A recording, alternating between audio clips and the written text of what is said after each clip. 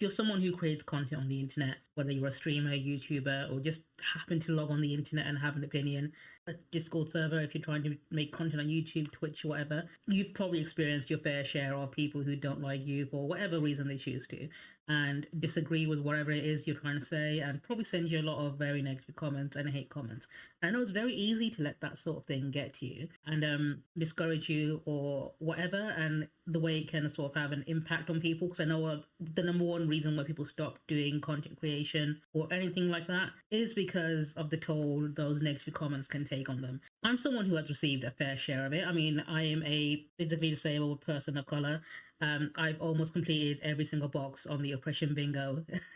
But the point is, yeah, I have a lot of groups of people who would just dislike me for existing, would often send me a lot of negative messages and such. And one thing I always get asked about quite a lot is how I can sort of just brush that off or deal with it or continue on with it and not let it get to me. I think it's something that's worth sharing, because what I do is not too different from what you've probably been told to do, but it's probably not been explained the best way to you. And I think I can probably do a better job of that. So what I'm essentially going to tell you to do is to change your point of view on it, or to look at it from a different perspective, I guess is what I'm trying to say. But it's not in the same sense you've probably been told.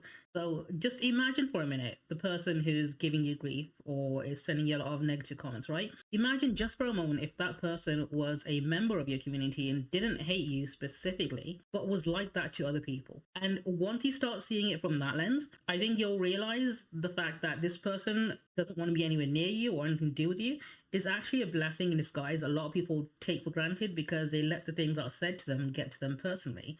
And if you push past that surface level hate, obviously, and you look at it more on a deep level, more critically, as to what would be the long-term impact of if this person wasn't someone who hated me, or if this person was someone that actively engaged with my community, someone who actively happens to be part of my streams, used my emotes, shared my posts, liked my posts, but was still the same person. And at that point, you realize the fact that you would not want that kind of person to be a member of your community at all.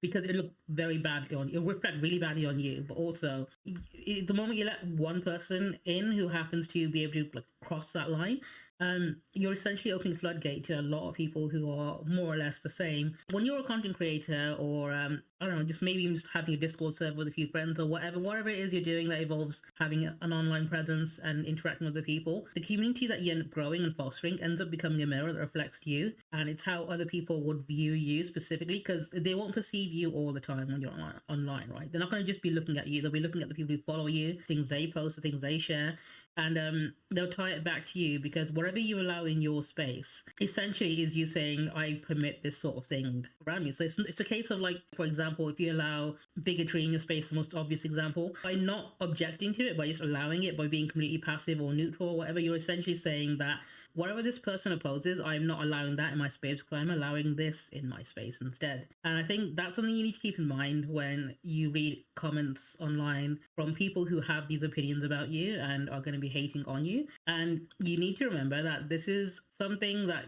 you might find, okay, nothing wrong with being upset about what people say about you. People say very hurtful things, very mean things all the time, and there's nothing wrong with being upset by that. It's a lot easier to not let it get to you when you realize the kind of person that's saying these things to you is not the kind of person you'd want to have in your life. Like, if my mother said those things to me, if my family, my friends said those things to me, that would be very hurtful. But at the same time, like, a complete stranger on the internet who happens to say that to a lot of other people, yeah, not an issue at all. I'm happy to let that go. Obviously, the most easy thing to do is to block and move on if you don't want to engage with them. But yeah, that's essentially how I normally deal with that sort of thing. I think it's something that a lot of people don't tend to discuss. Most people tend to say just block and move on, but don't realize that the words still have an impact on the person, and maybe you need to sort of give them some more support in regards to understanding that this is not something to allow to affect you to the degree that it has affected you, right? Like, I think it's too easy to just say block and move on. They don't realize that these words have already had an impact, and sometimes people just want some advice or to hear the right thing to say, hey, this has upset me to the point where even when I do block and move on, these words are still affecting me. What I'd say to that, essentially, short TLDR, is